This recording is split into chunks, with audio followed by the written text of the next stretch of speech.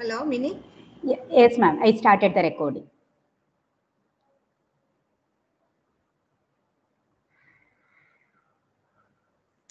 Thank you, ma'am, for reminding.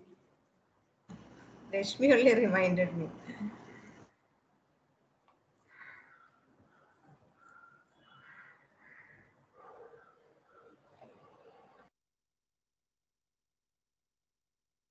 Yeah, hello ma'am, is it audible now? Better. Now it's better. Okay, I'll just share it once more.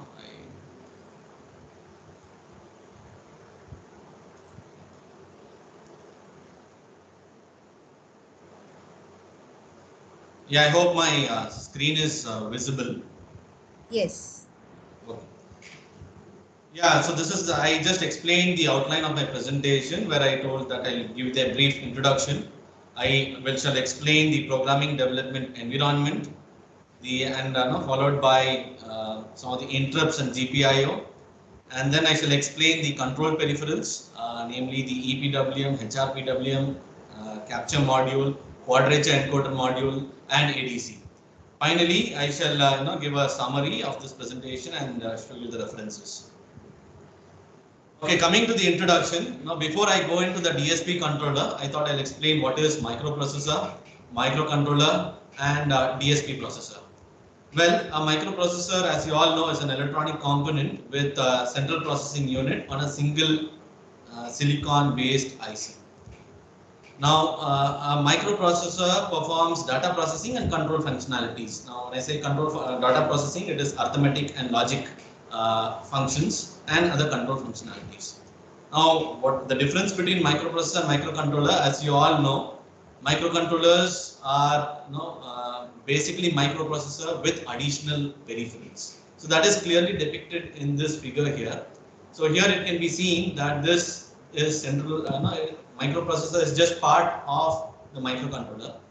And then you have the additional peripherals, namely the ADC, the oscillator, the RAM, the program memory, and so on. A DSP processor is a special type of a microprocessor, okay, wherein it is specifically built for performing DSP operations like discrete Fourier transforms. And they are like those algorithms. Okay, that is multiplication and accumulation. So a DSP microcontroller is basically a special type of microcontroller with DSP processor. Okay. So if the microprocessor is just an ordinary microprocessor, then it's just an ordinary microcontroller. But a DSP controller has a DSP processor, which is specifically built and designed to perform digital signal processing operations. Okay, now I'll just give you a brief introduction to the embedded processors.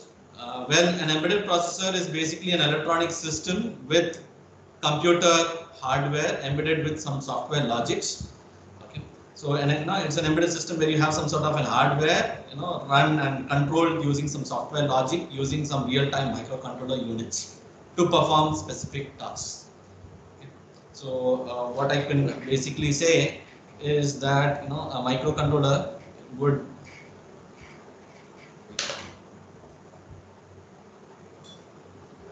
an embedded system has some sort of hardware, okay, with some real-time MCU microcontroller unit, okay, where some signals comes from the hardware and from the microcontroller unit some signals goes to the hardware. Okay, so this basically forms an embedded system.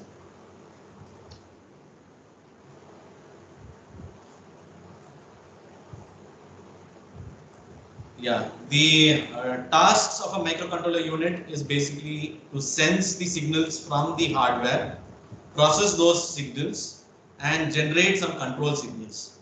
Now here the control signals could be in the form of some pulses, or it can also be in the form of some DC signals. Now the task here of the microcontroller is to ensure that the time between sensing and control is as minimum as possible. So whenever we have a microcontroller, that this time from sensing to control should be as low as possible. Now it depends upon the speed of the microcontroller, which is again proportional to the clock speed or clock frequency of a microcontroller. Now here, if you look at the microcontroller, there are different manufacturers of the microcontroller, namely Texas Instrument, you have Infineon, Renesas, and so on. Now TI microcontrollers are more popular, mainly because they have a wide range of product series, and they also have good documentation support. Even the other microcontrollers also are extensively used, but I just focus on TI based because I have extensively used TI based microcontrollers. So if you look into the TI microcontroller unit portfolios, they come under, for power electronic application, they are mainly into two series. One is the MSP 430 series, the other one is C2000 series. Now MSP 430 series is a basic portfolio, where the clock speed of the microcontroller is limited up to 25 megahertz. And that's the reason why it is used for some basic application like measurements, sensing, general purpose, and so on. It can be used for power electronics, but not for to implement advanced power electronic algorithms. For basic power electronic algorithms, we can use MSP series. The most popular one is C2000 series, where the clock frequency can range up to 400 megahertz. The application can include motor control, automotive, digital power, lighting, renewable energy, and so on. In C2000 series, the microcontroller are further divided into two categories. One is the Piccolo category, other one is the Delfino category. Okay, the Piccolo category, again, it's at beginning the lower end microcontrollers in the C2000 series. Delfino is a slightly higher end. There is a latest one, I think it's called Concentro, but currently their main products are Piccolo and Delfino. Now TMS 320F 28335 comes under Delfino series. Now what is a TMS 320F 28335 DSP microcontroller unit? Well, it is a 32-bit microcontroller with a floating point unit. In fact, if you see the Piccolo series, they are all fixed point processors, but this one, it is having a separate dedicated floating point unit to perform floating point operations. Okay. And it is designed for high performance applications. It is extensively used in various industries. Even today, it is being used in various industries, especially the motor control industries, as well as for switch mode power supply industries. Okay. But not used in automotive application, mainly because it is not automotive compliant. Nevertheless, there is a similar product in the Delfino series which can be used for automotive applications. Okay, now for easier development, we instead of using the IC along with the associated PCB, the TI provides an experimental kit which looks like this as shown in this figure. It has two parts. One is the docking station and the control card. So if you see in the control card, this is the place where the IC is located. You also have the other ICs, okay, some of which could be the peripherals, and this control card goes into this docking station. The cost of this experimental kit is around, I think, $149, $159 or $199. It's roughly around 10,000 rupees. It's slightly at the since the performance is at the higher end, so the cost is also high, a bit high. Now I'll just go into the architecture of this microcontroller. So the architecture of this controller is shown in this figure here. So as seen here, this has, in this architecture, it has two separate buses for the handling the program, that is instructions, and for the data. So that is, it has an Harvard architecture. If you look into any microprocessor, there are two types of architecture, one Newman and Harvard. So this is a Harvard architecture. So because there is a dedicated data and program bus. If you look at the upper side, you have the flash and the memories. And you also have a direct memory access, which can directly interact with the peripherals. Now peripherals are the additional hardware which interacts with the processor. Okay. In the lower end here we have the processing, the central processing unit, which is the core of the microprocessor. Okay. In the CPU we have a 32-bit auxiliary register, a multiplier, an arithmetic logical unit, and floating point unit. Okay.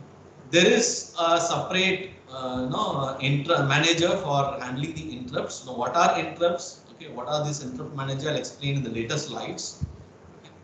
And then these are the peripherals. If you look, the peripherals are categorized into two parts. The upper one is the control peripherals and the lower one is the communication peripherals. Now the control peripherals, you have the PWM, which is, we require it for power electronic applications because almost all the converters we need to generate pulses. So that comes from the EPWM module. Then there are another peripheral called enhanced capture module. Okay, the main job of this capture module is to count the pulses. Okay, for example, if we want to count the number of persons entering a room, so we have a sensor which will generate a pulse when a person enters. Okay, so we can use this module for that purpose. There is another similar module which is called enhanced quadrature encoder peripheral, or it's also called a quadrature encoder interface, which is extensively used, again used for counting the pulses, but here it is extensively used for determining the speed of a motor. Not only the speed, but also the direction of the motor. Okay. So this is also extensively used for power electronic application. Now for the sensing side, we need ADCs. Okay, so since this microcontroller has an inbuilt ADC, and the size of the ADC is 12 bits. So then this is now the more details of the ADC I'll explain the later slides. Watchdog timer is something that is required. It's another peripheral which I'll not explain right now. And these are the communication peripherals. So the communication peripherals that this microcontroller is equipped is the CAN, the serial UART, which is a serial communication interface, okay, I2C, and so on. And like other microcontrollers, there is also GPIOs. Now, unlike the other microcontrollers, TMS microcontrollers have a large number of GPIOs. So I think this series has around 88 GPIOs. Now, if you look into the ecosystem of C2000 series, before we go into the application, there is a product. But before developing the code, we can utilize a hardware provided by the TI. So the hardware provided by the TI are under three categories. The one is the Launchpad, which is a much cheaper option. Unfortunately, for this series, TMS320F 28335, Launchpad is not available. However, for other series, this is available. The advantage with Launchpad is it is cheaper in cost, so it can be used for quick code development and testing and debugging purposes. Okay. Experimental kit is the next category. Now, this has much more features than the Launchpad. More number of I/O interface. Yeah, I hope I'm audible. I can hear some. Yes, sir. Okay. Okay, so then you have the control card, which has more features than Launchpad. It is slightly costly. Okay, but so in this series, TMS320F 28335, there are control cards.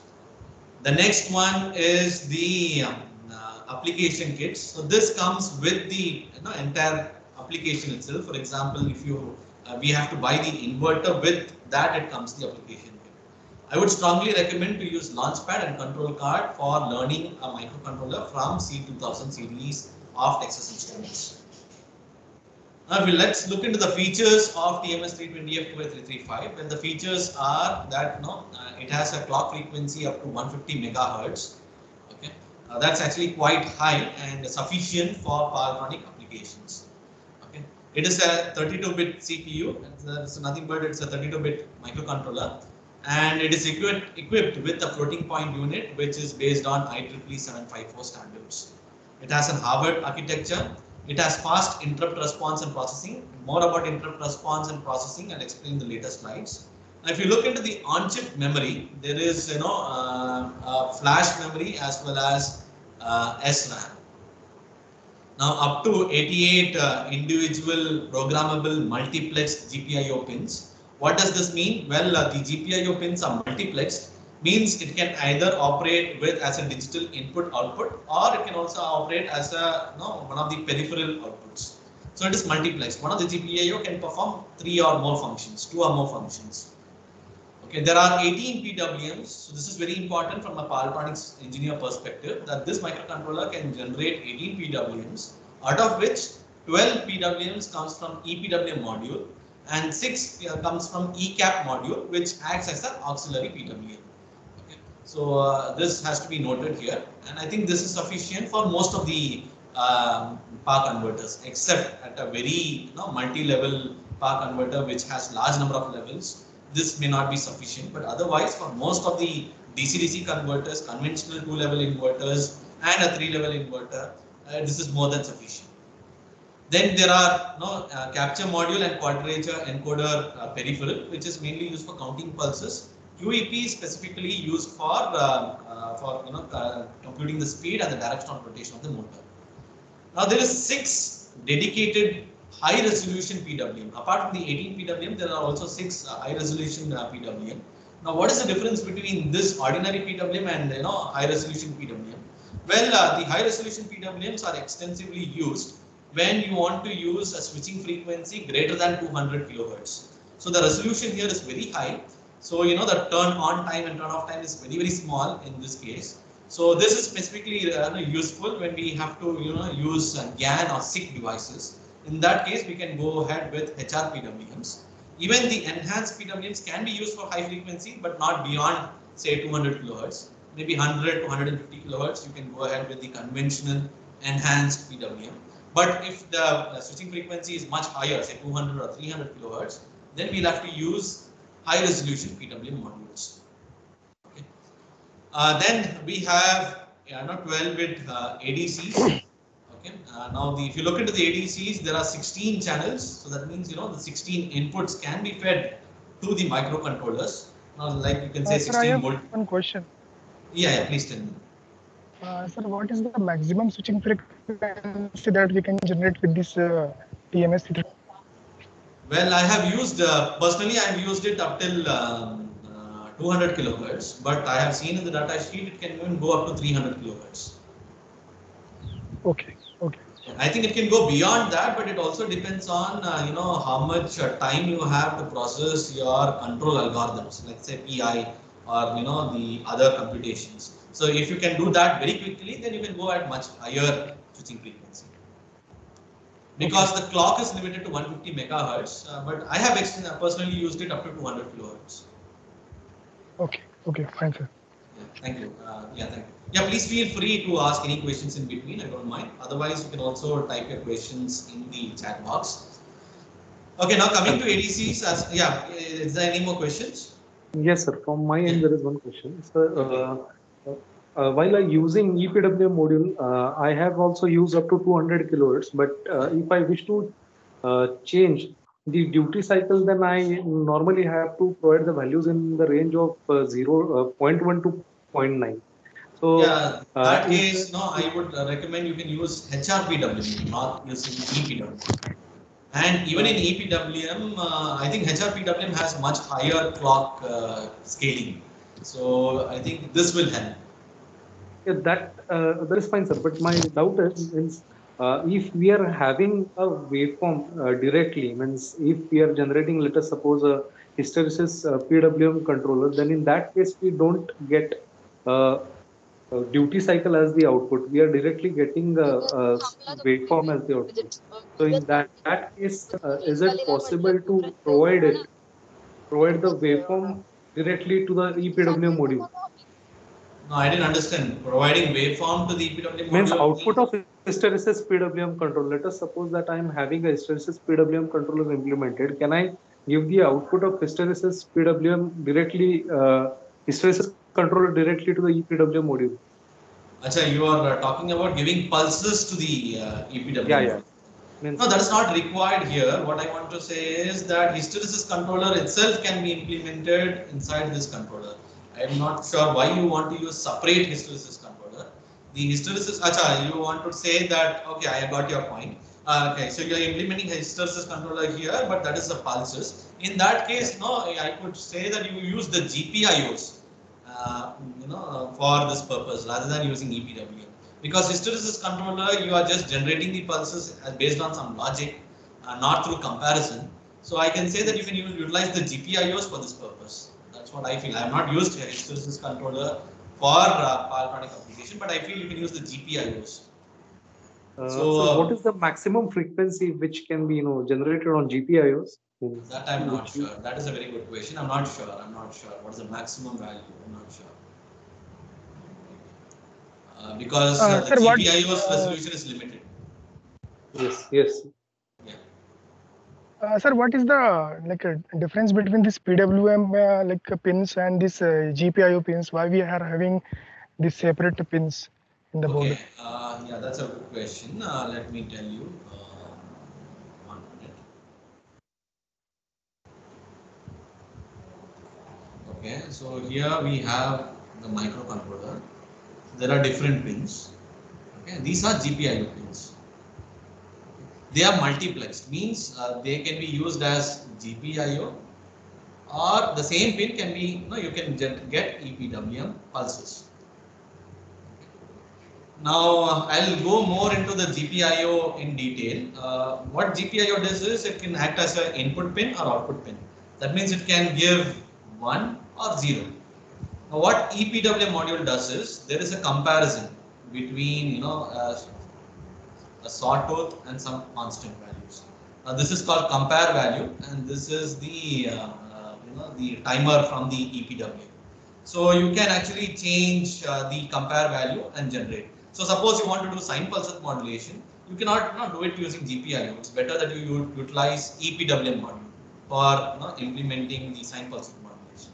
But what I want to say, the same pin can act as a GPIO. It can also act as a EPWM pin. I hope it is a bit clear now. You'll get more clarity once I explain the EPWM module. Shall I go ahead? Is it clear? Yeah, okay, thank you. Yeah, I'll just proceed.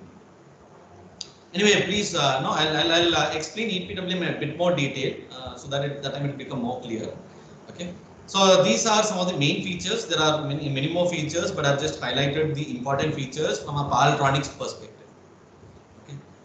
The communication protocols are mainly required, when we have some sort of 2 or more converter trying to communicate, or a converter communicating with a centralized controller. In that case, we can utilize these communication.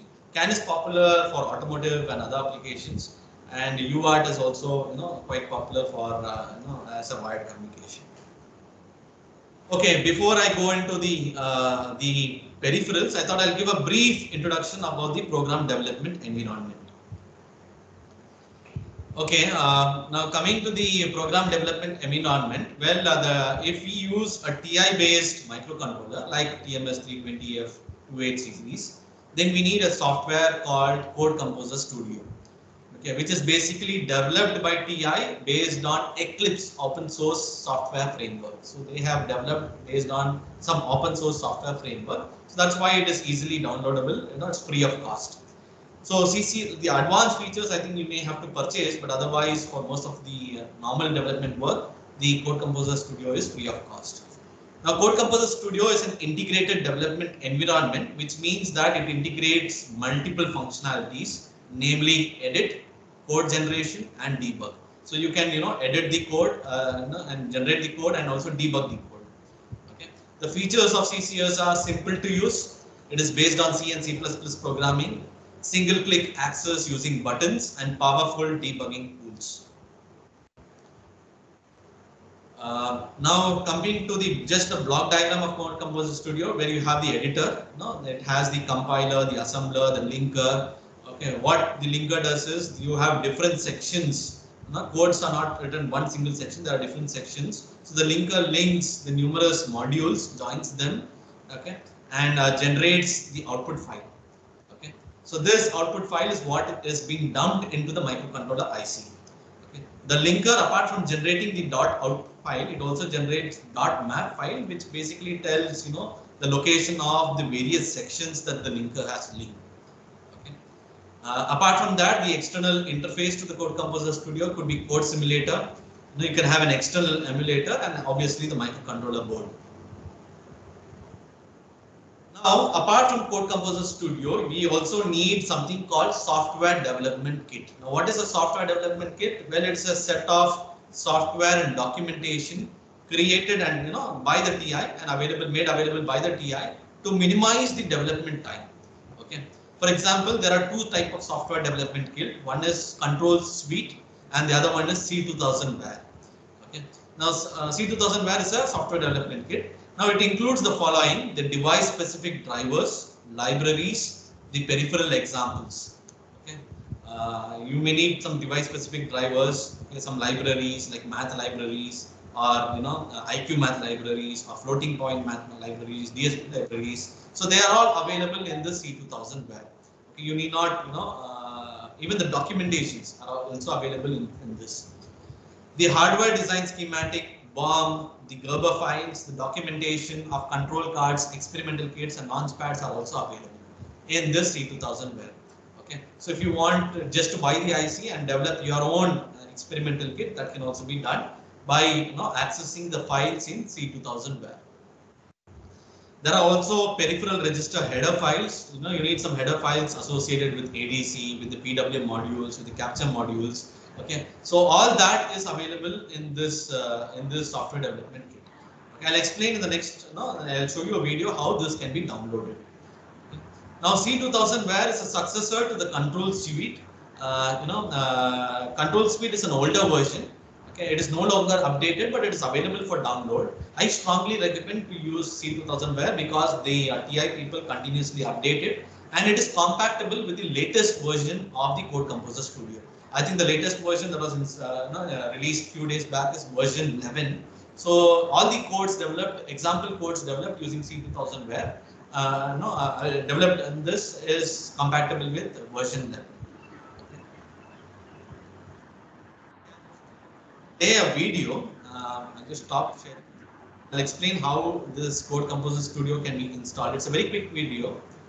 Will not take too much time. I'll just play the video 1 minute.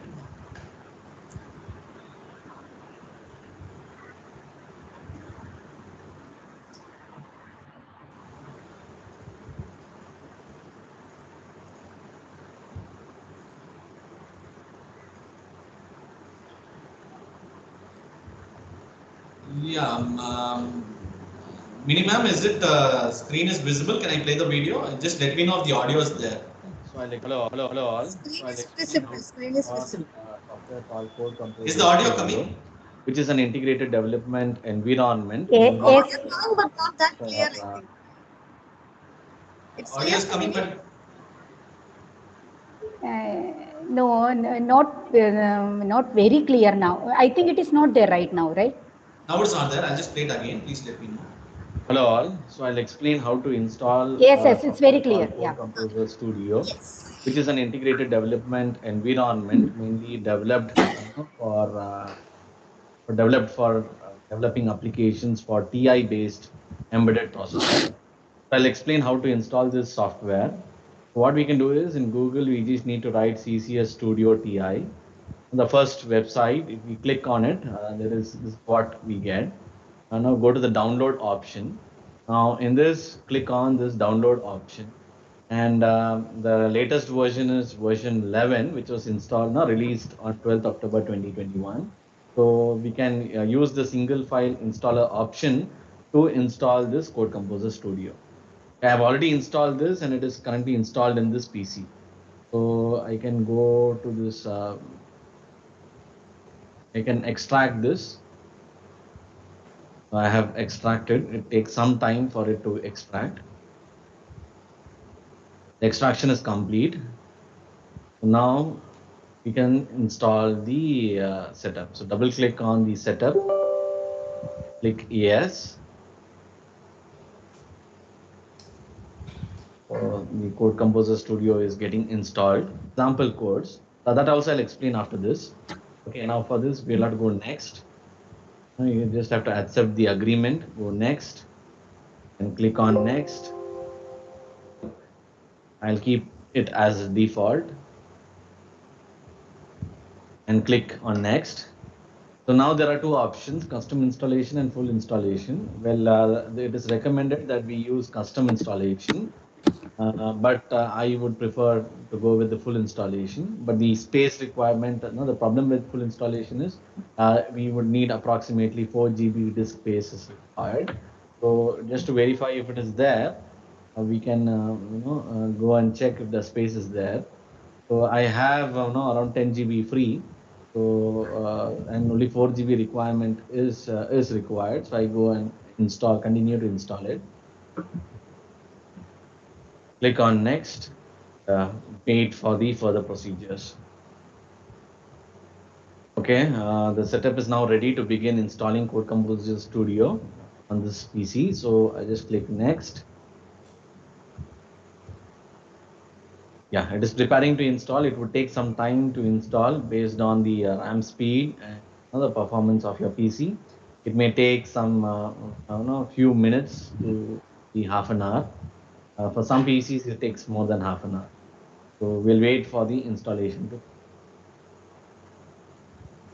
Now, after installing, a message would come like this, which would say a reboot is required to complete this installation. So you can restart the PC for successful installation, which I shall do right now. And finish. Install CCS Studio would appear in the desktop. So double click the Code Composer Studio icon. The icon of Code Composer Studio is a cube with fire in the middle. I've double clicked this Code Composer Studio. Okay, now we need to create a workspace. Since the C drive space in this PC is more, use some other PC drive. Say, I'll now go to academics. Here, AI workspace. Create the folder and select the folder. Okay, and so here we have created a workspace. So all our projects that has been created in Code Composer Studio would get saved in this work. Then click on launch. So as soon as I'll repeat it again, as soon as we double click the Code Composer Studio, a window would come where by default the workspace would be there in the C drive. But for my convenience, I have shifted them to a different folder, not a C drive, some other drive. And then we can allow access. This is the Code Composer Studio. I have opened the Code Composer Studio. The first thing is you need to plug the TMS 320F 28335 experimental kit to the PC. So I have plugged the microcontroller experimental kit to my PC right now. To do first is establish a connection. For that, go to View, Target Configuration, User Defined. Right click on User Defined, click New Target Configuration. Now the name can be kept as it is by default, or I just write here 5.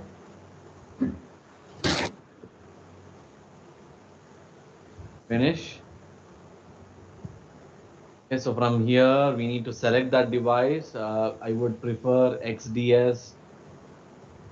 Here this is to select the connection method. We use a USB debug probe XDS 100 version 1. Click that, then select. Here we can type SF2835. It's an experimental kit. So, yeah.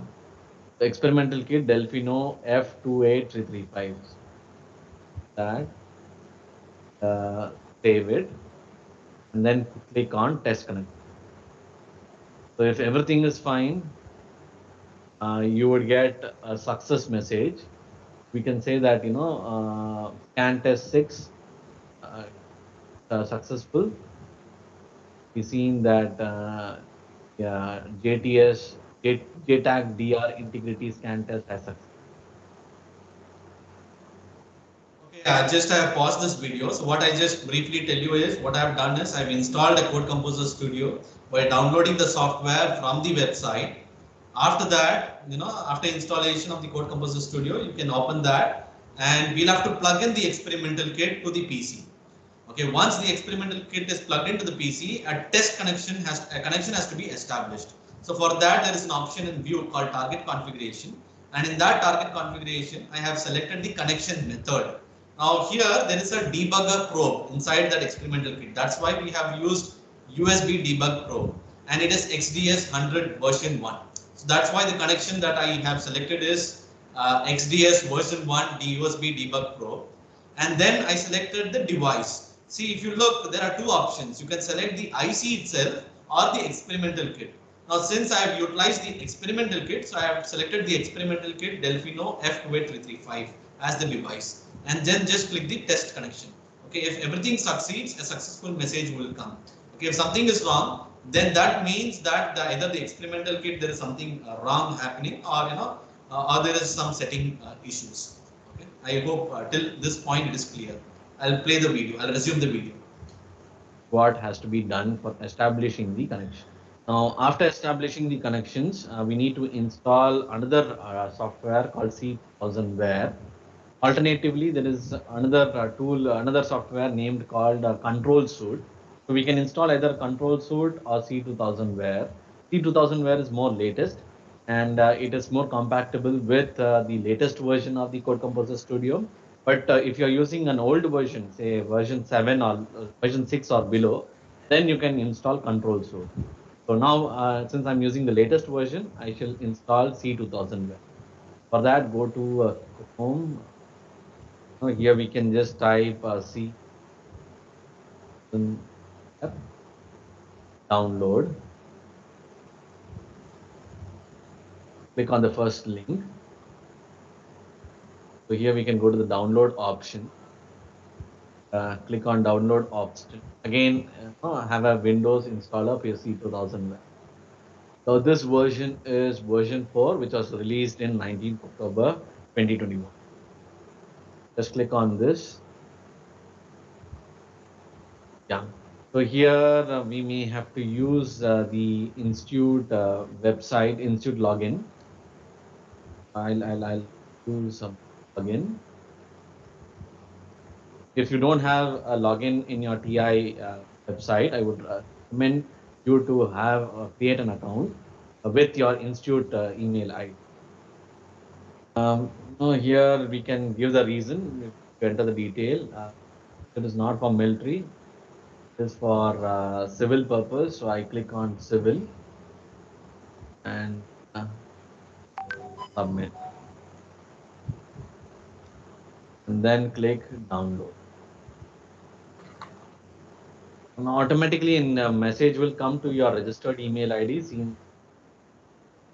getting installed, installing. You can just click TIC folder and it is getting installed. Okay, now go back to the Code Composer Studio. So here, now we can try to access the materials that is there in C2000ware. So the first step is go to project, click on import CCS project. Okay, we'll have to browse.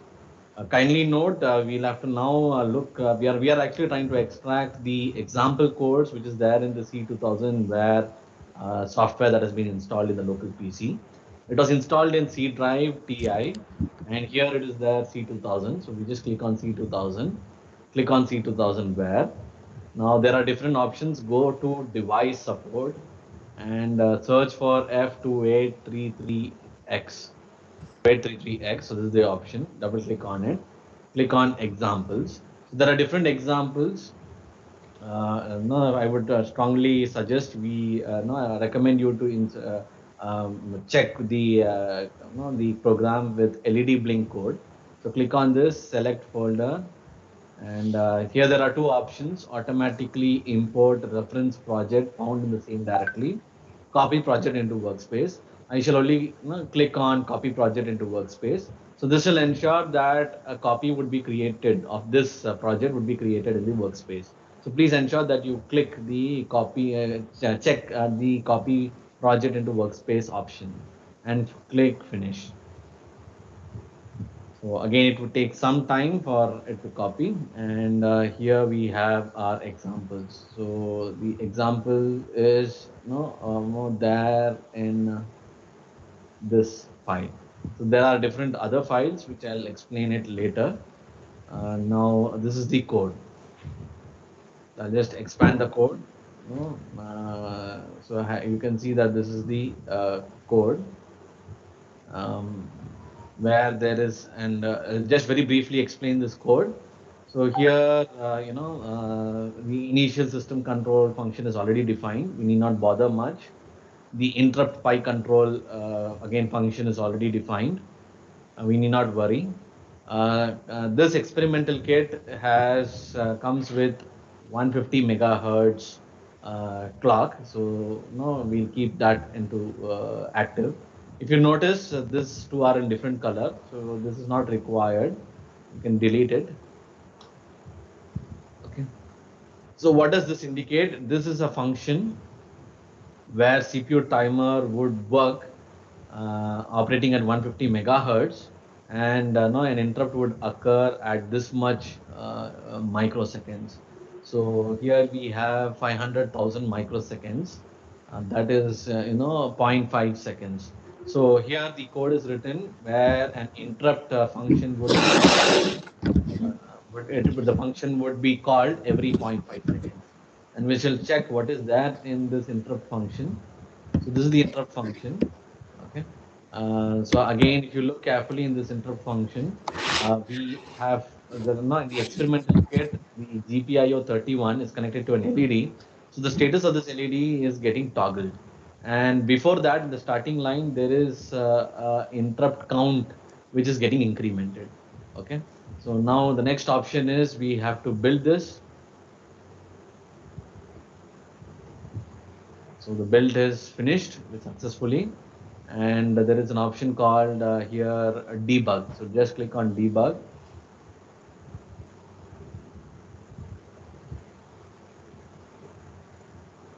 Yeah. So here is the workspace, which I will see the status of.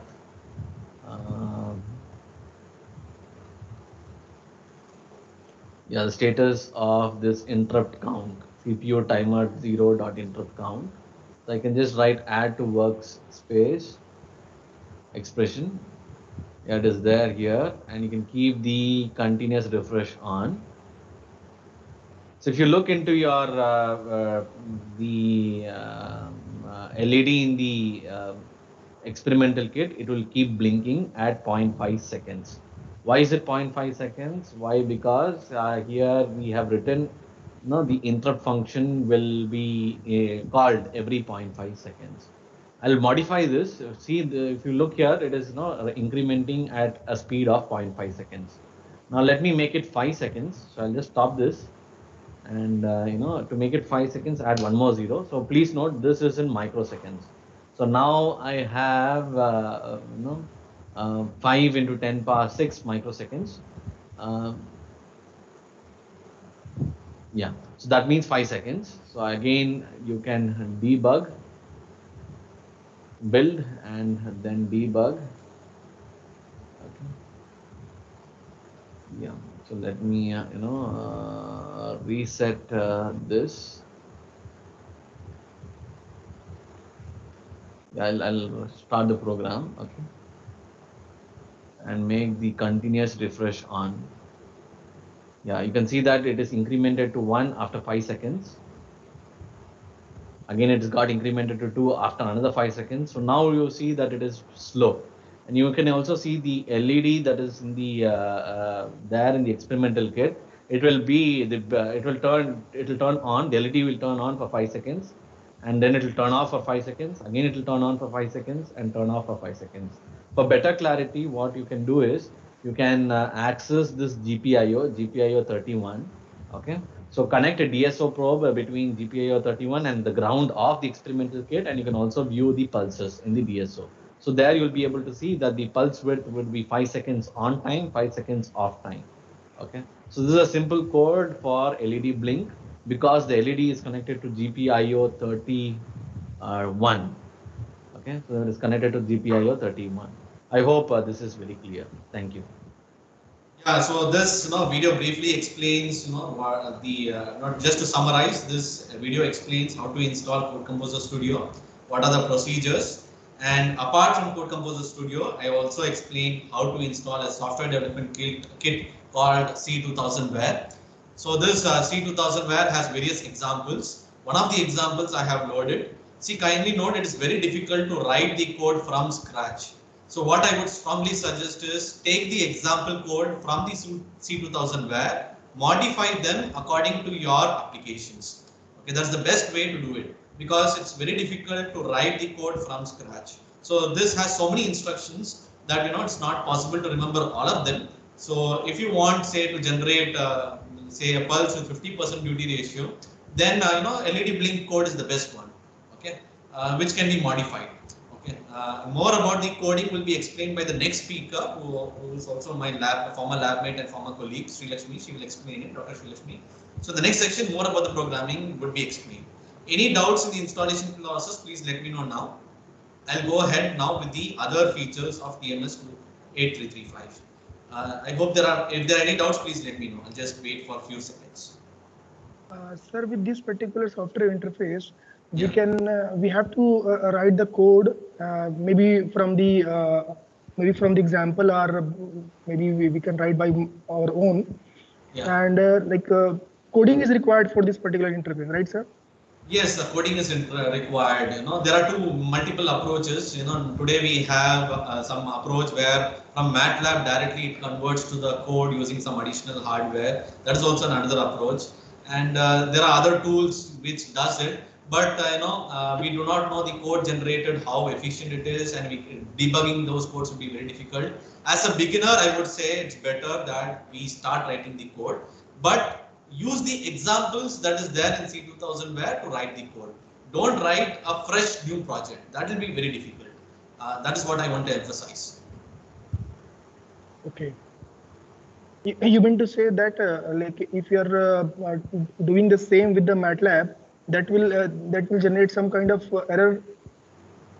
It may generate some kind of an error, and the code that is there will be very complex. You may not understand what is happening. Okay. If luck is there, you may get it at the first go. Okay, so that is not maybe if you are very thorough with that tool which converts this to the code, then it is fine. But no, I would not recommend that because power electronic application doesn't need that complexity in writing the code. So I strongly feel it's very enough to modify an example code. Okay, you can take, say, if you want EPWM, take an EPWM example code, understand that code, modify it according to your application. That is what I would strongly suggest. That is how I learned. Okay, actually, sir, I recently bought this particular Delfino board, but I have not yet started it. So that is why I'm curious about that. Yeah, I understand. When you can start off by connecting and installing CCS, installing C2000ware. So this is just to give an introduction that before going into the testing the programs, you have to install Code Composer Studio. You have to test the connections, and you will also have to install a software development kit called C2000ware. Okay. And then where the example codes are there, and then run the example code. Okay. Sir, it will be very helpful if you can share this this instruction video with us, sir, if it is possible. Yeah, sure. I'll share it with the coordinator, Dr. Mini ma'am, and then they can share it with you all. Yes, sir. Thank you, sir. Apologies for the clarity in the video and the sound. Does not taken with a good device. Unfortunately, that day I didn't have it. But yes, if I get some more time, I'll modify this video, make it more clear, and share it with the coordinator of this meeting. Okay, sir. So I'll just stop sharing and share back my slides.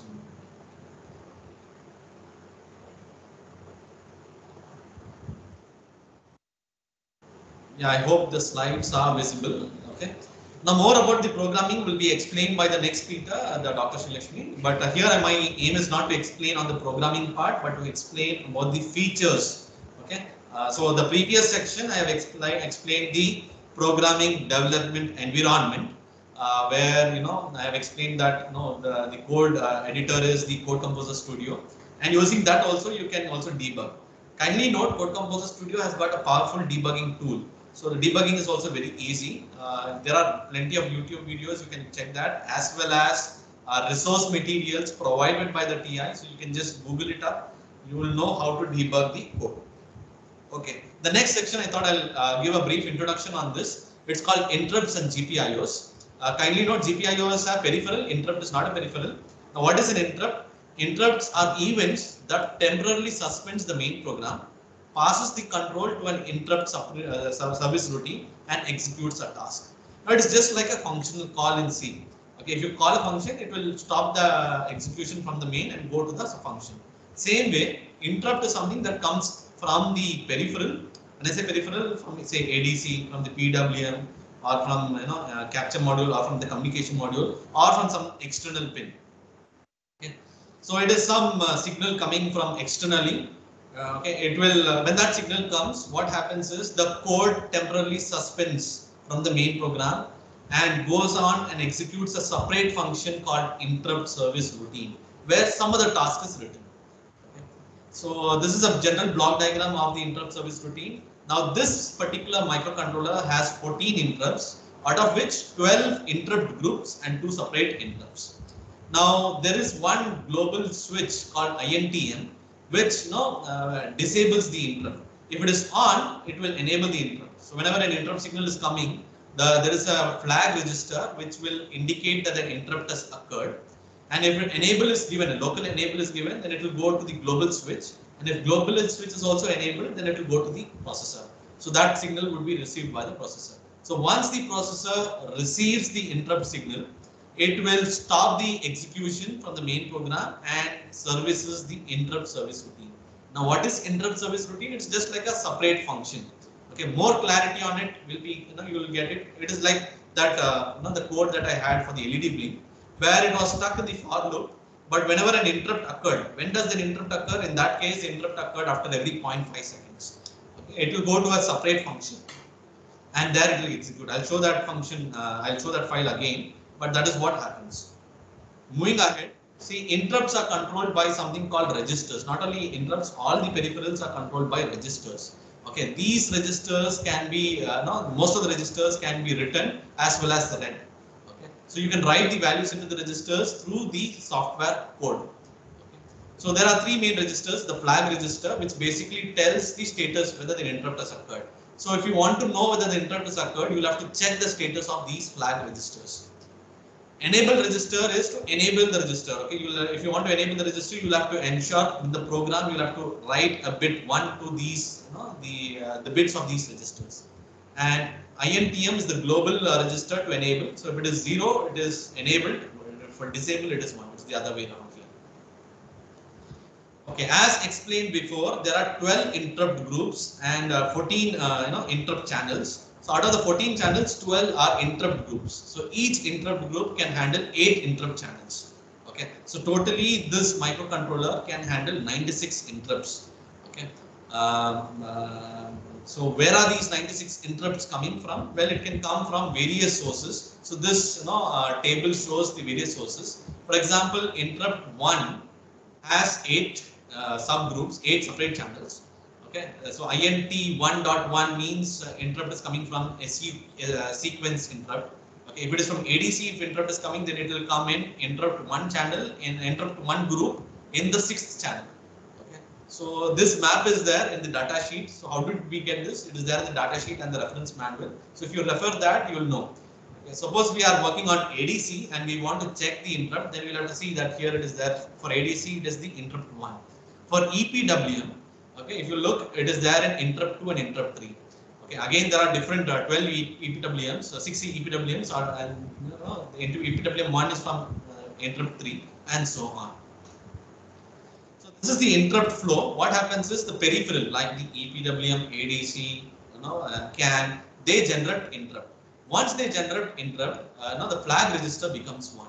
And if the enable bit is high, then it goes into another core interrupt flag register. And if that interrupt and INTM switch is also enabled, it will go to this interrupt vector table. Okay. Now, based on the nature of the interrupt, suppose there are CPU timer and ADC. Suppose CPU timer gives an interrupt. Based on the nature of the interrupt, it will service that routine. Okay. You can also specify the priority of the interrupts. Okay. But generally, for power electronic application, it is enough that only one interrupt is occurred. Like say, you use the CPU timer interrupt and write the code. Code is very complex, like say vector control. There you may need multiple, you need to use this, you need to understand this interrupt more detail. Okay, coming to GPIO, well, GPIO is, can be considered as a peripheral. It is, a general purpose input output pin. Okay, it is multiplexed as explained before. That is, the same GPIO pin can be act as a normal digital IO, or can be acting as, can be connected to one or up to 3 peripheral IO signals. Okay. In TMS 28335, there are 3 GPIO ports. Port A handles 32 pins, port B another 32 pins, port C, from 64 to 87. So totally there are 88 pins. Some common GPIO registers. I'll not explain these registers in detail. It's not possible to explain in such a short time. But what I can tell you is such register details are specified in the reference manual. You can go into the reference manual and understand them. But briefly, I'll explain here. Now, for example, there is something called MUX register. Now, what does this MUX register? The main purpose of this MUX register is to tell the microcontroller what the GPIO should act. Should it act like a normal digital IO, or should it act like something else? Okay. More clarity is there in this. For example, here, more clarity is there here itself. So, what, for example, here, okay, you can operate it as suppose the GPIO 0. Okay. It can be operated as normal GPIO 0 or EPWM 1A. Here only there are 2 functionalities. Some GPIO has 4 functionalities. For example, GPIO 5, okay, it can act like a GPIO 5 or EPWM 3B or MFSR-A or eCapture 1. Okay. So how do you know which one to select? Then you have to select appropriate values. If you look carefully, there are 2 bits. If it is 00, then it is GPIO. If it is 01, then it is EPWM. If it is 10, it is some other module, and so on. So here it can be seen, if it is 00 bit, then it is GPIO. If it is 01, then peripheral section 1. If it is 10, peripheral section 2.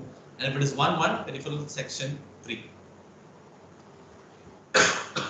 Yeah, the next one is GPIO qualification control. So, well, here it specifies the sampling period. This is very when you use it as input pin. Okay, if you are using the GPIO as a normal input pin, then at what rate it should sample the input. That is specified by this register. For example, if it is 00, then it will sample at system clock, which is 150 Hz. If you want to sample at a much higher frequency, then it is 2 times, 3, 4 times, 510 times, and so on.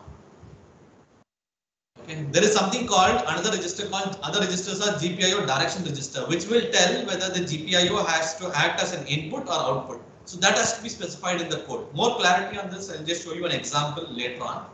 Okay. The data register basically indicates the status of the GPIO. Suppose it is used as a digital IO, and if you want to read what is the data in it, that will indicate. Now there are separate registers when you want to use the GPIO as an output pin. Okay, if you are using it as an output pin, if you want to set, clear, and toggle, there are separate registers. Okay, now that's about the interrupts and GPIOs. I'll go into the control peripherals. Okay, now what are the control peripherals? There are 4 control peripherals: the EPWM, the HRPWM, the encapture module, the quadrature encoder interface module, and ADC. Okay, so these are all control peripherals. Why they are called control peripherals? Because they are acting, they are utilized for control purpose. Now, what is PWM? That is all, you all know it. It is a representation of signal in terms of sequence of pulses. Okay. Now, why use PWM? Well, to control the power device in saturation region. Okay. If it is in active region, we do not know the gating pulse. But if it is in saturation region, we know the gating pulse. So these gating signals can easily be generated using a microcontroller. So this is a block diagram of an EPWM. Okay, I think one thing is missing here. I just write it here. So there is something. There are compare. In a compare module. So this just. Yeah, here you have an EPWM module, which input comes from the compare module. Now this compare module basically tells the duty ratio. Okay, inside EPWM module you will have the carrier frequency generation. Okay, so either the carrier frequency can be in this fashion. Okay, Okay, or it can be in this fashion, or it can be in this fashion. Okay, so this is called up mode, this is called down mode, this is called up down mode. Okay, so the capture module will just give you a particular value where based on which comparison is done. Okay, now based on the comparison, it will give the two outputs. Okay, each EPWM, there are totally 6 EPWM modules, 1 to 6, 1, 2, 3, and so on till 6. Each one gives A, B. So you can see here A, B. So this will give the EPWM. It also generates interrupt using some other pins and can also act like a start of conversion for the ADC module. Okay. Now what are these signals? Well, these are trip zone signals. Now why are they required? Well, they are very useful for power electronic applications. Okay. See, these signals are coming from sensors. Okay. Now what type of sensors? For example, overcurrent sensor or over voltage sensor. Okay. So this can be over current sensor, okay, or over voltage sensor.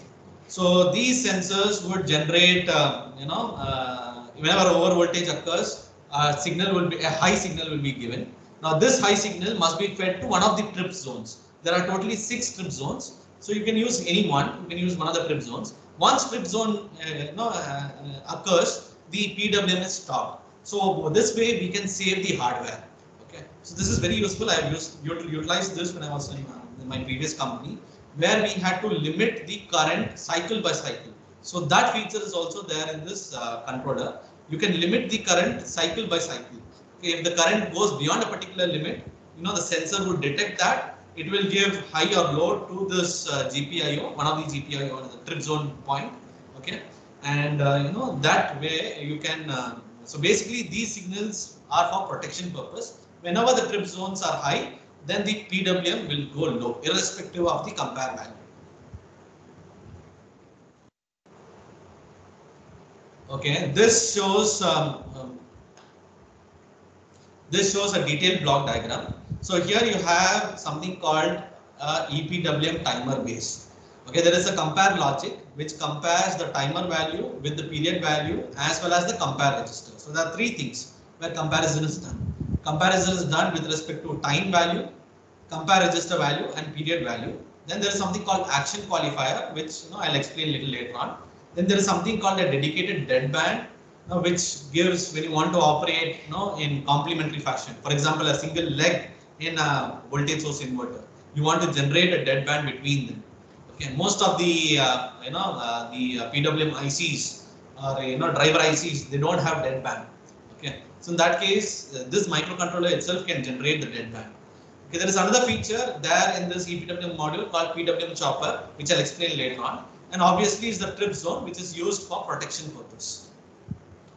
Okay, now coming to the timer base. So this timer, is something you can set the timer to count it in the up mode, down mode, or up down mode. Okay. Now till what point the timer counts? The timer will count till something called period value. Okay, suppose the timer is set to count in up mode, then timer will start from 0 to period value. Once it reaches the period value, it will go back to 0, it will again count, again 0, again count up till period value, and again 0. Okay. In down mode, it will start from the period value, it will count down to 0, and so on. Okay. So based on the power electronic application, you can use one of these.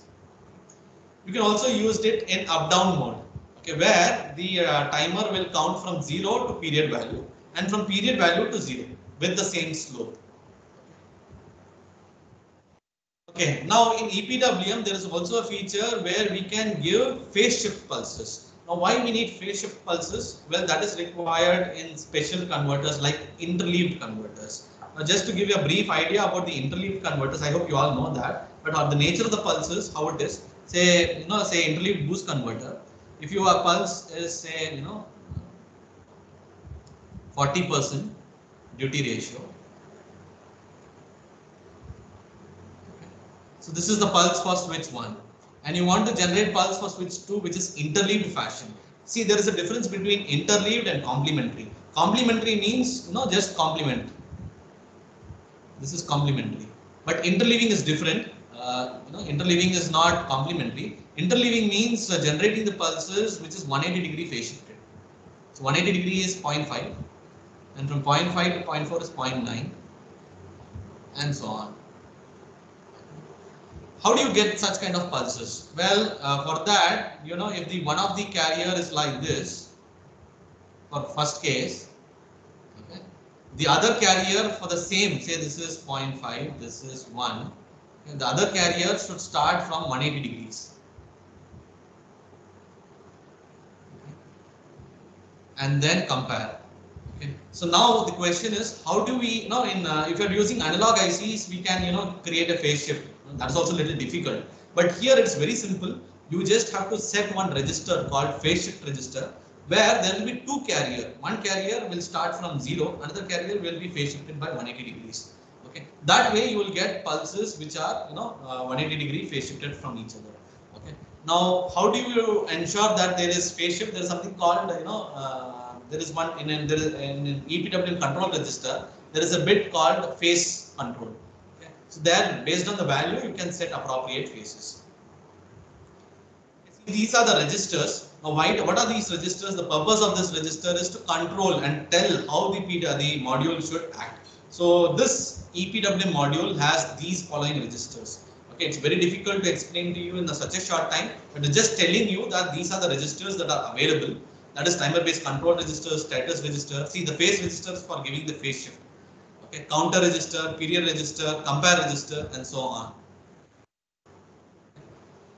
Okay, and see, for example, the control register. Okay, if you want, to operate in, say, I'll just give you an example. Yeah, here, for example, you want to operate it in count up mode, then this bit of the timer bit control register should be set to 00. If you want to operate the timer in up down mode, then you have to set it to 10. Okay, how do you get these details? These details are available in this device reference manual. Okay, now I'll just explain something called action qualifier module. Okay, if you remember in the previous slide, there is something called action qualifier module. Here, there are two compare registers. I'll just show you that diagram again. There are two compare registers, register A, register B. That is the flexibility in this microcontroller. There are two compare registers. Okay, so when the timer reaches, you need to do some action. Okay.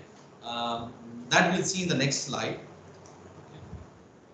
Now, as I said, there are 4 events. When the timer reaches 0, when the timer reaches compare A, when the timer reaches compare B, and the timer reaches period value.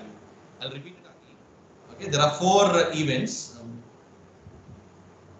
When the timer reaches 0, when the timer reaches compare B, when the timer reaches compare A, when the timer reaches period. Okay, so in these 4 events, you can take 4 different actions. Now, what actions that has to be taken? Well, that is specified by action qualifier module through action qualifier register.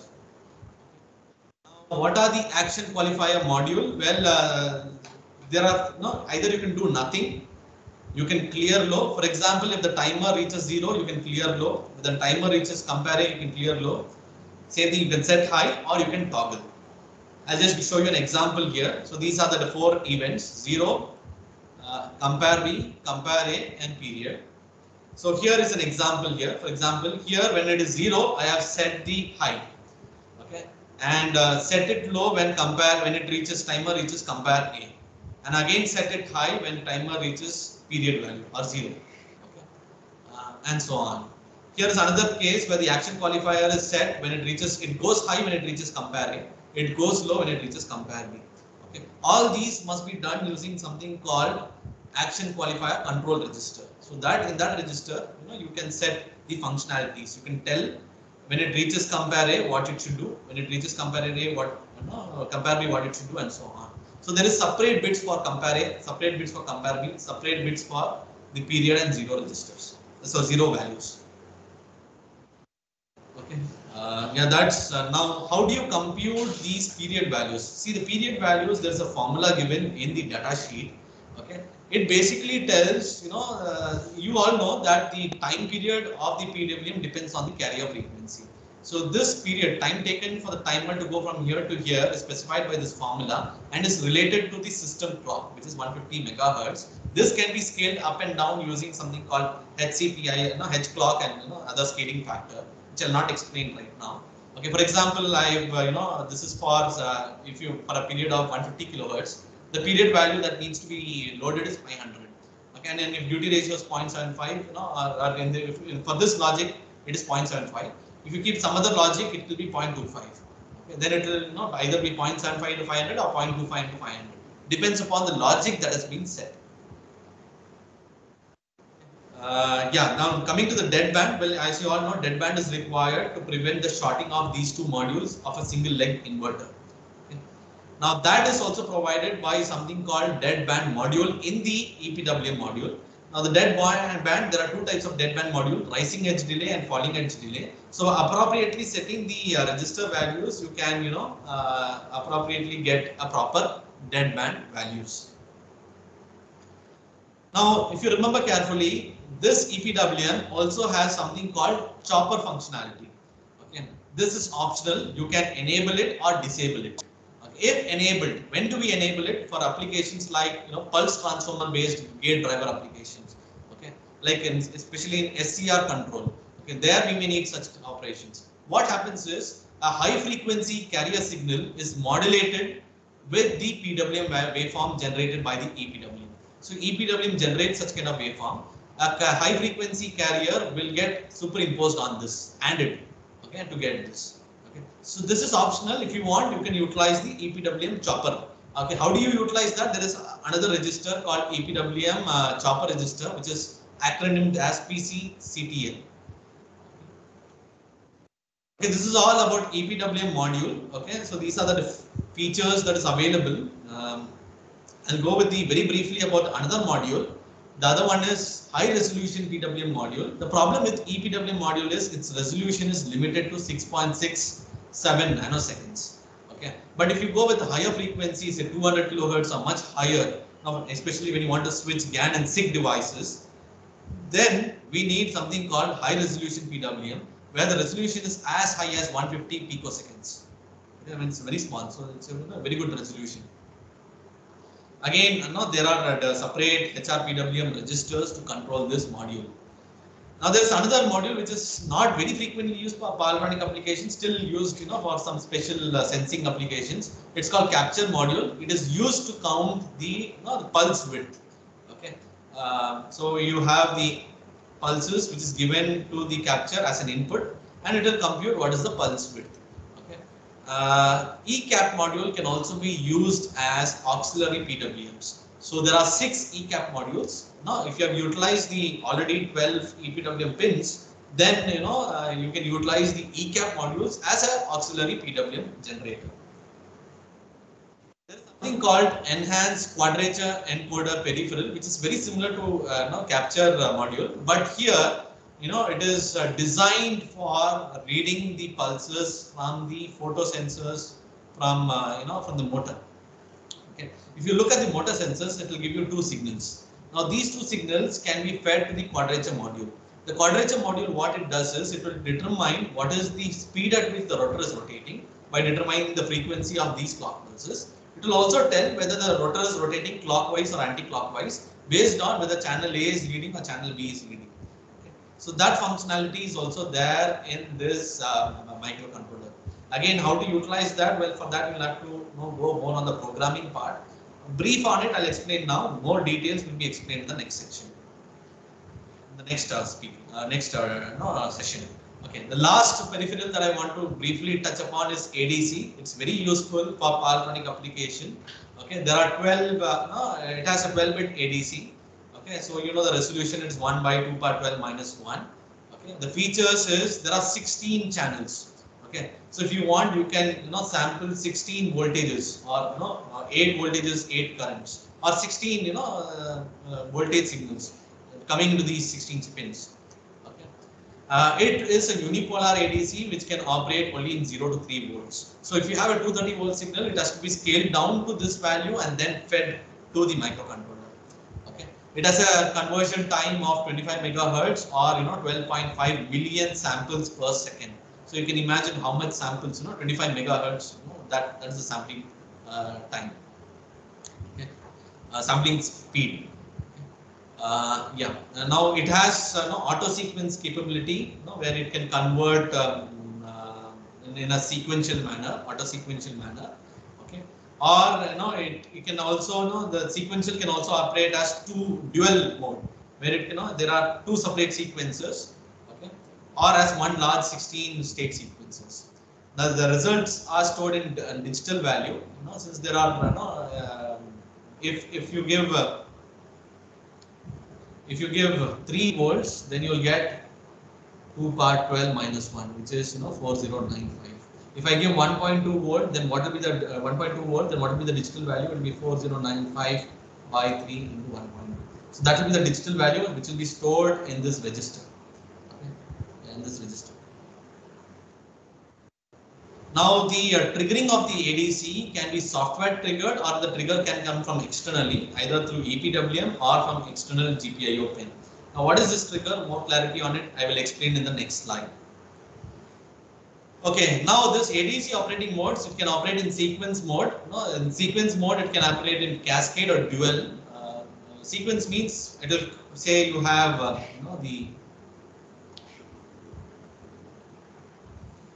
here you have the ADC inside the microcontroller. There are 16 channels. In sequence mode, say you want to sample 3 voltages.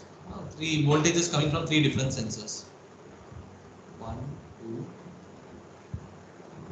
So what sequence mode does is, it will first sequence this, convert, next it will go this, convert, next it will go this, convert. Okay, this is sequence mode. And now this can take place in by one sequencer or 2 sequencer. There is something called sequencer. It can be done by a single sequencer, that is called cascade mode, and a 2 sequencer called dual mode. Okay, it can also be done in simultaneous mode. Okay, in simultaneous mode, what happens is there are 2 sequencers, 2 channels, mux channels, A and B, which can handle. This handles 8 channels. This handles 8 channels. So if it is in simultaneous mode, then one of the channel from A and the corresponding channel from B will get simultaneously converted. For example, voltage 1 from channel 1 of ADC A, mux A, and the ADC coming in channel 8 from this will be converted simultaneously. Okay, this is just showing the block diagram of the ADC, which will operate in cascade mode, where you only have one sequencer and it will convert. Okay, now it will convert based on the trigger signal. First, a trigger signal should come. So this trigger signal can come from software. That is, you write a code for triggering the ADC, or it can come from some other peripheral like EPWM. And you will also have to specify in the auto sequencer how many channels you want to convert. If you enter 00, that means it will only convert only one voltage signal. If you enter 1, then it will convert 2, and so on.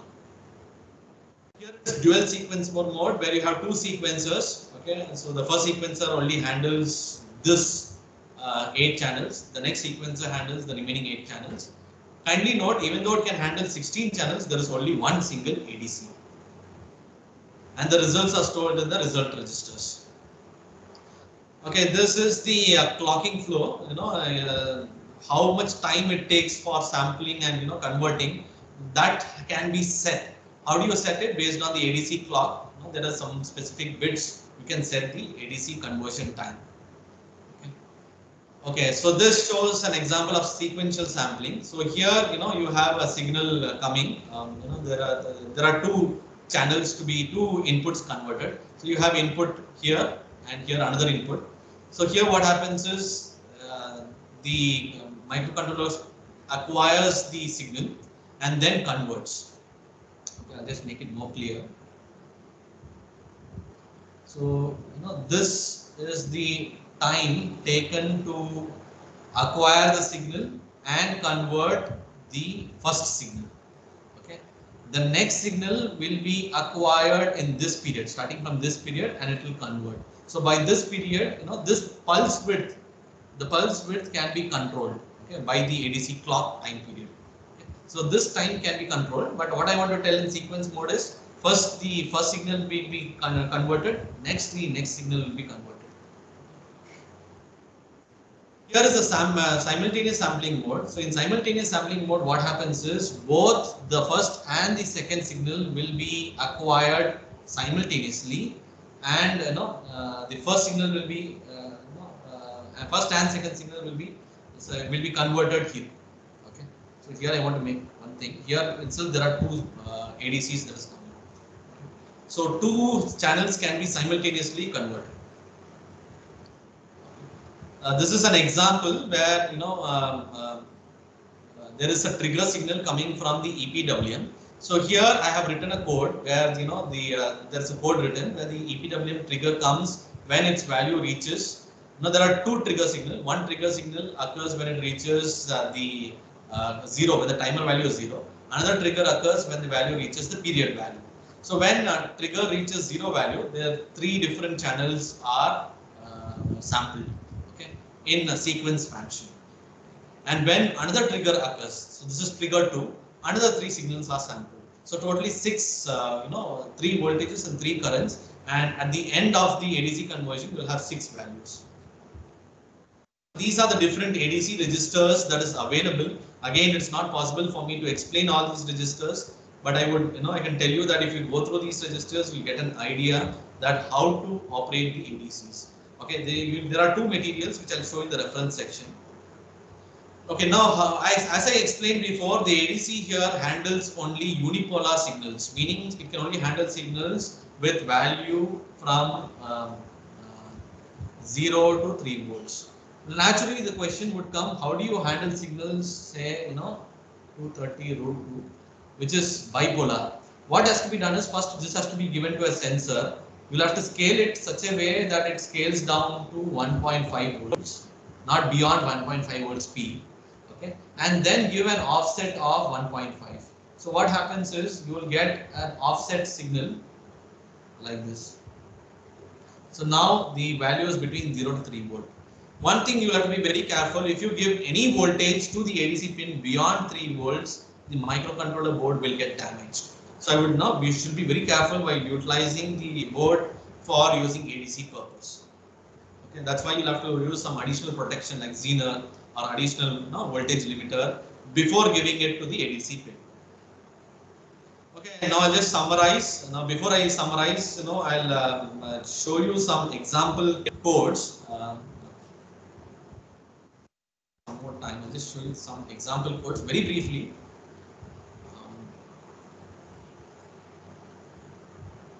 I'll just share my screen again.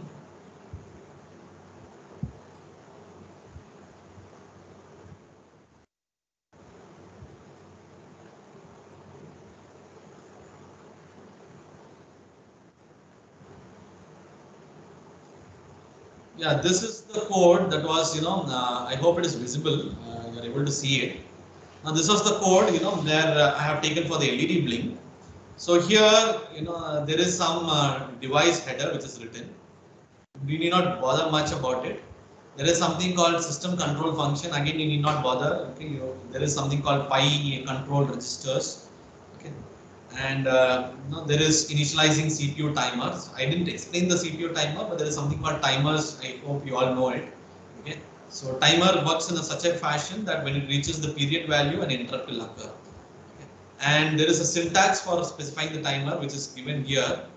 Okay. So here the syntax is: you're utilizing CPU timer, and this is the 150 hertz is the clock frequency, and this much microseconds. After this much microseconds, a interrupt will occur. And that is the settings, and finally the program will be stuck here in the infinite for loop. It will remain in the infinite for loop till an interrupt occurs. When will interrupt occur? Interrupt will occur at every 2 seconds. Okay. So at 2 seconds, it will go into this function called interrupt. Again, you need not know what is the syntax for the subroutine. It is already there in the example code. Okay. And here if you see, there are two codes. It will increment this. This is just for my our reference. You can actually remove this, and this basically tells that GPIO 31 should toggle. If you look, there's another file called GPIO file. There, if you look, you will be able to see that GPIO 31, has been configured as an output pin. Okay, and it's also enabled. I think it is not there. In the, these are these two codes. Will basically tell that this GPIO 31 should act like a normal GPIO.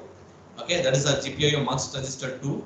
And this basically tells it should act like an output port. If you remember, 1 means output port. Okay. Suppose you don't want 31, you want say 28, then you just have to change this to 28. So here what happens is the program flow it gets stuck in this infinite for loop. It will get interrupted when an interrupt occurs. When interrupt occurs, interrupt means this is a function call from the peripheral. It will go into this function and it will execute this task. Okay. So this is a simple LED blink code. Okay. I'll just show you how this CPU timer code is modified for EPW. So here I have a device header file. Okay. There is initialization for EPWM1 module. Okay, so how did I do this? I have taken EPWM1 code. I have taken the CPU timer, that is LED blink code. These two code I have studied together, and then I merged these two. Okay, and I created a new project. That is how I did this. So I have defined some variable. Actually, this is a code for doing sine pulse width modulation. Okay. Again, I have initialized the system control, which you need not give too much attention. There is initialization of EPWM. This is very important. EPWM GPIO. That is that function is defined somewhere in the bottom. Yeah, here is where I have defined this function. Okay. So here I have said what is the period value, what is the phase shift value. The phase shift is 0. The period is 234. This corresponds to 20 kilohertz. Okay. If I select the clock appropriately. Okay. The initial control value should be 0. You can even start the timer from a particular value. Okay, and there are other similar set. Here it tells what should be the action qualifier that needs to be taken. For example, this means how do I know this? You will have to go into this register, action qualifier A register. So this means that when it reaches count A in the up mode, when it reaches the count A value, you need to set the PWM. Here I have set the dead band. Okay, so I have set the dead band to 10. Thus you can there is again proper. Members Okay. ഞാനൊരു കാര്യം ചെയ്യാം. ഞാനിപ്പോ ഞാൻ ഇന്ന് കോളേജിലില്ല. പക്ഷെ ഞാൻ പൗരായിട്ടോട് ഇത്ര വിളിക്കാൻ പറയാം. I think hello sir. I think you have unmuted. Somebody unmuted by mistake. Okay, I'll carry on. So this is the initializing the EPWM. Okay, now I'll just show the program flow. There is also CPU timer written here. Okay. So what happens is the program flow gets, it remains in this for loop. A CPU interrupt will occur. Whenever a CPU timer interrupt occurs, when will it occur? It will occur at every 10 microseconds. So I've set here for every 10 microseconds. Basically, I'm doing, trying to execute something at every 10 microseconds. It will go into this function. Okay. Once it goes into this function, I have just set this. Prajut. Yeah, Dr. Prajut, can I interrupt you? Yeah, please tell me. You have mentioned that TPBRT in this code for 20 kilohertz. So that's some calculation. How that calculation can depict? You mentioned for 20 kilohertz to 34. This calculation formula is given in the data sheet. So I think I've shown it in my slides also. That's the formula there. I missed. Yeah, so this, I hope you are able to see this formula. This formula is there in the data sheet. Okay. So this clock, you can actually set it to 150 megahertz maximum, or you can, by 4, by 3, by 16, by 8, you can do that. Okay. So for that, there are separate registers which tells what will be the value of F clock.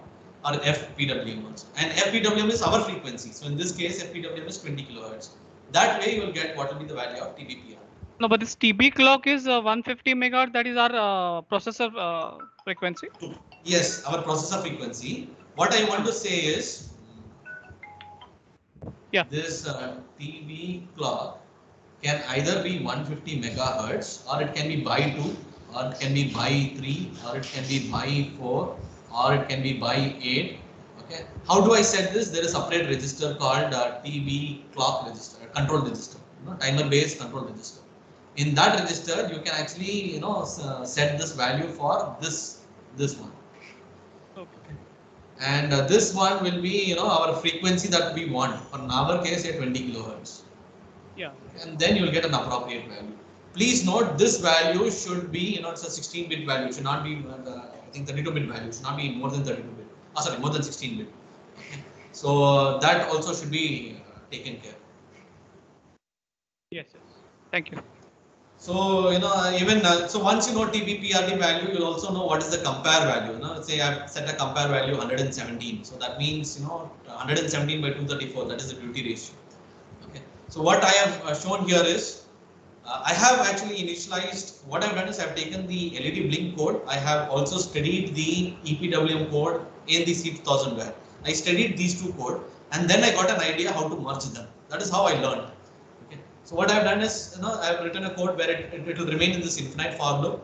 An interrupt will occur every 10 microseconds. I have said that. In this, what I have done is I have given a value called A. Okay, so 117 plus MA sin omega t, and then incremented the time. And what I have done, this value of A, I have loaded it into the compare value. I have loaded into the compare value. Now you may be wondering, why is it 117 plus MA into sin omega t? Well, that's because I have a timer which is, I have a EP timer which is running from 235 somewhere, and half the value is 170. So this you should have a, actually sine will be very high frequency like this. Okay. This is not just to do a very simple fashion like this. Okay, so this function I have written it as A. That is what I have done here. Sorry. Yeah, that's what I have done here. I have inside a CPU timer I have done here. What you can do is, suppose you want to write a code for DC-DC converter, you would utilize the same code. Okay, before doing this, the A should come from PI controller. Now you need to implement a discrete version of PI controller here.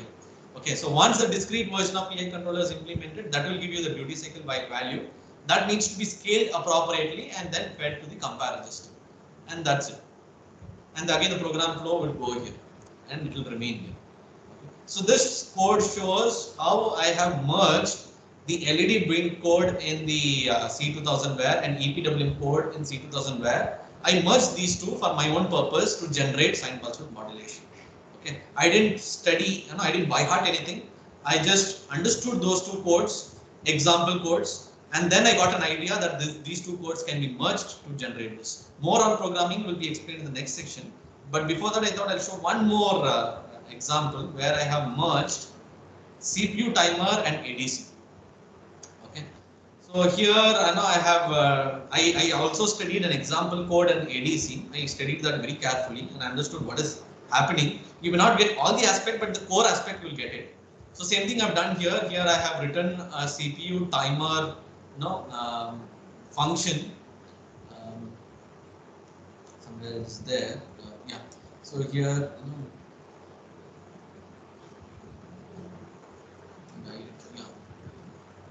Yeah, here I have written, again a CPU timer function where an interrupt occurs every 10 microseconds. So what happens is, in this interrupt function, I have written a set of code to sample two ADCs. Okay, I have used voltage and current, one coming from voltage sensor, a voltage signal coming from voltage sensor, and a voltage signal coming from current sensor. Okay, and then what I have done is, I have, you can do some sort of computations. Here I have only taken the discrete value, digital value. you can actually convert it back to the original value, because you know that if it is 3 volt, it is 4095. If it is some other voltage, you can appropriately convert. So in below this, you can write a code, code for reverse conversion and PI controller in discrete version. So this can be written here and then generate the pulses. You can also merge EPWM also here and do it. So for power electronic application, it is enough that you study three main programming in the example codes. One is the code for LED blink, one is the code for EPWM, another is the code for for the ADC. If you study these three example codes, you can merge these two codes and make your own code, okay, for any applications for power electronics, for most of the applications in power electronics. Okay.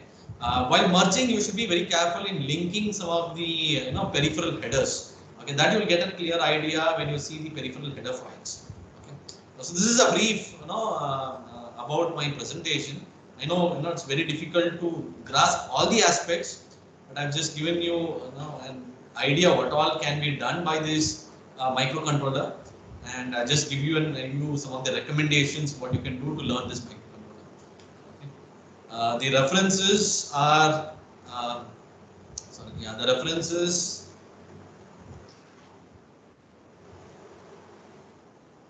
These are the references. They are the data sheet and the reference manual. There are also some YouTube videos. You can also go through, some of the forums, NTI forums. So they are available. Okay, it will not take you much time. If you just have to spend some 1 or 2 weeks on this microcontroller. If you spend, I'm sure you all be able to learn it. If there are any specific doubts, please let me know. I'll be happy to answer. Thank you so much for the patient here. Yes.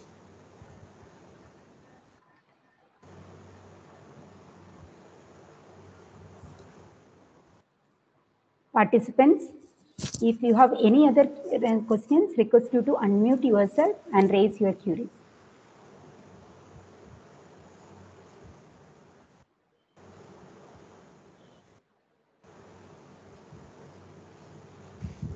Yeah, if there are any more questions, please let me know.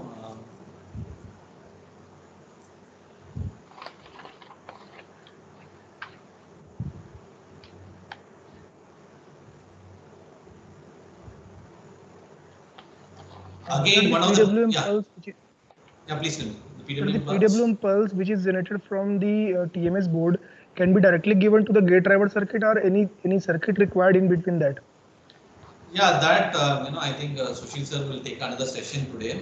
There is some, it all depends upon the driver requirement, okay, and the capability of the microcontroller pin. See, you'll also have to go through the data sheet and see how much current you can source or sync from this EPWM pins. Okay, if you are if that current is limited and if that signal is sufficient for that particular driver IC, then it is sufficient. You can directly connect it to the driver IC. Otherwise, you may need some amplifier circuit.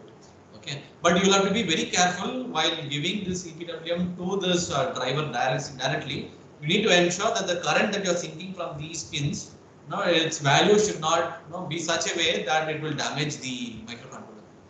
Okay, so to be safe, it's better to have an amplifier circuit before giving it to the driver IC. However, you can directly give it to the driver IC if the the currents and voltages are compatible. Okay, you mean to say, sir, we can use the buffer circuit also? Yeah, you can use, that is the best, safest method, but you can go directly also as possible. But I would strongly recommend you use some buffer circuit or some in between. Sir, we have a separate session on this in the afternoon. Yeah, I think the Sushil sir is taking a separate session.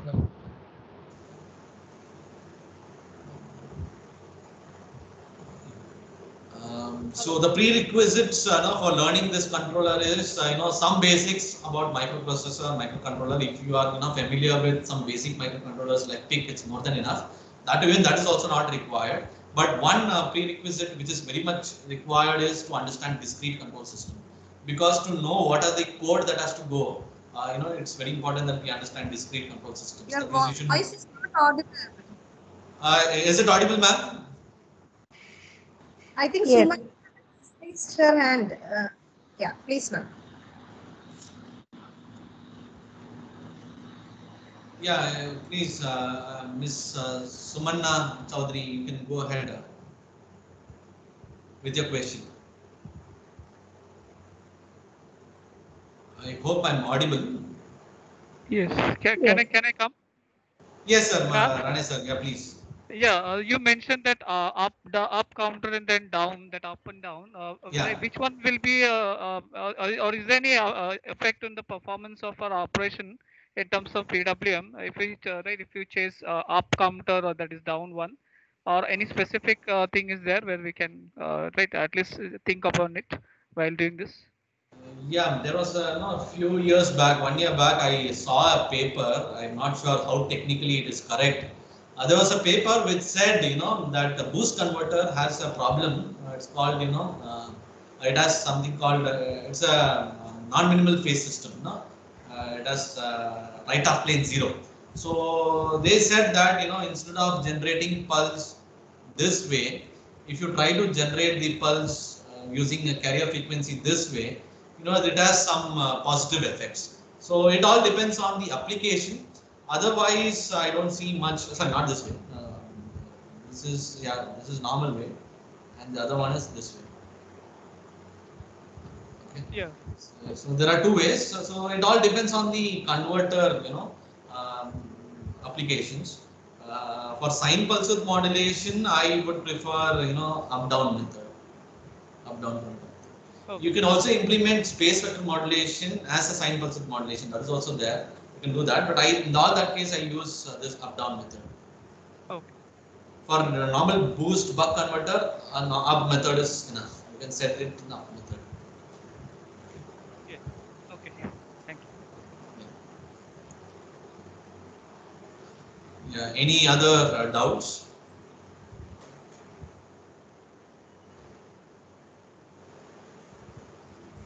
Any,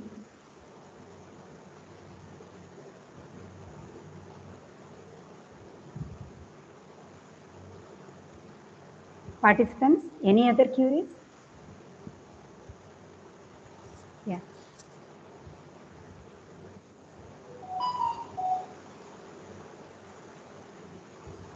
Thank you, Dr. Prajov, for accepting our invitation.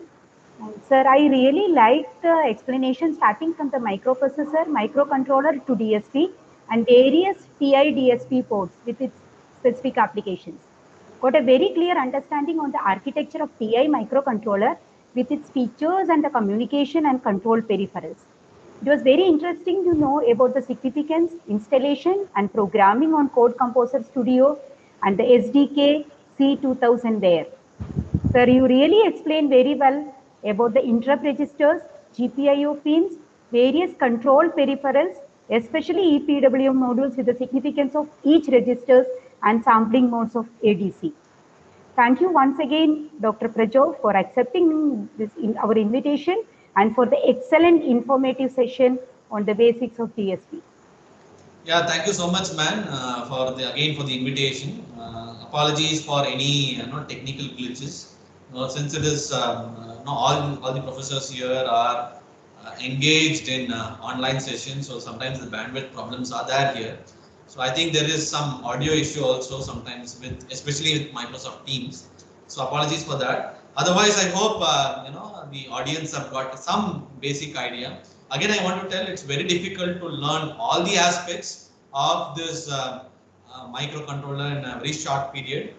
I have just given you an idea what you can do to learn this. The best way to learn this is through hands-on experience.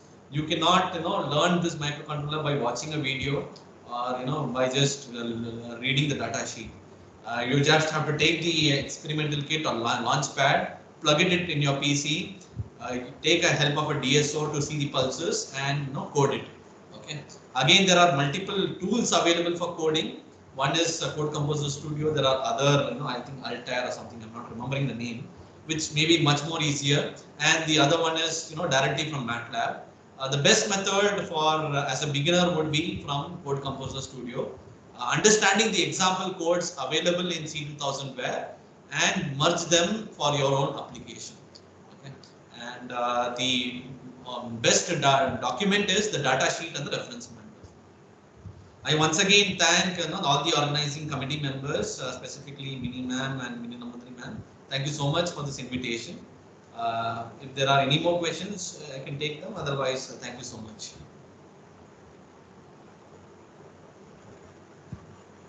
Thank you once again, Dr. Prajov.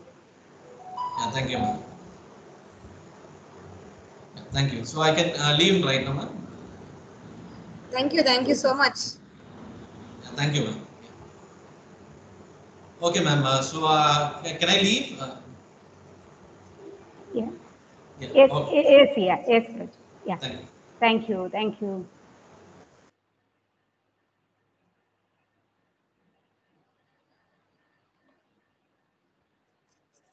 Yeah, now the next session will start in 11:30, and the link for that thing is session 5. Please, Thank you.